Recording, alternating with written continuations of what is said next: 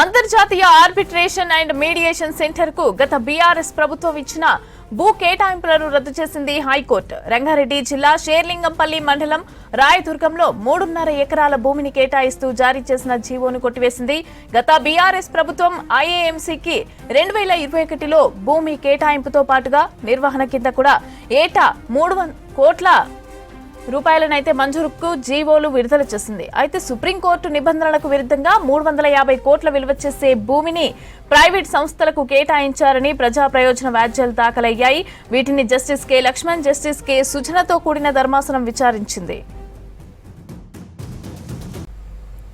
ఐఏఎంసీకి భూముల కేటాయింపు రూల్స్ కి విరుద్ధంగా జరిగిందని బలంగా వాదించారు న్యాయవాది రఘునాథరావు.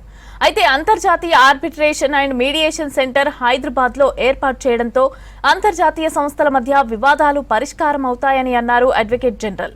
వివాదాలు న్యాయస్థానాల్లోనే కాకుండా బయట కూడా పరిష్కరించుకోవచ్చునని కోర్టులే చెప్తున్నాయని అన్నారు. ఇరువైపులా వాదనలు జనవరిలోనే ముగిశాయి. అప్పుడు రిజర్వ్ చేసిన తీర్పును ప్రకటించింది హైకోర్టు. భూ కేటాయింపులతో పాటు నిర్వహణ కోసం 3 కోట్ల మంజూరుకు జారీ చేసిన జీవోలను కొట్టివేసింది. అంతర్జాతీయ ఆర్బిట్రేషన్ అండ్ మీడియేషన్ సెంటర్ కు గత బీఆర్ఎస్ ప్రభుత్వం ఇచ్చిన భూ కేటాయింపులను రద్దు చేసింది హైకోర్టు. రంగారెడ్డి జిల్లా షేర్లింగంపల్లి మండలం రాయదుర్గంలో 3.5 ఎకరాల భూమిని కేటాయిస్తూ జారీ చేసిన జీవోను కొట్టివేసింది.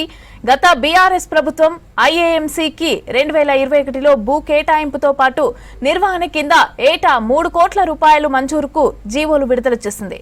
అయితే సుప్రీంకోర్టు నిబంధనలకు విరుద్ధంగా 350 కోట్ల విలువ చేసే భూమిని ప్రైవేట్ సంస్థకు కేటాయించారని ప్రజా ప్రయోజన వ్యాజ్యాలు దాఖలయ్యాయి. వీటిని justice K Lakshman, justice K సుజనతో కూడిన ధర్మాసనం విచారించింది.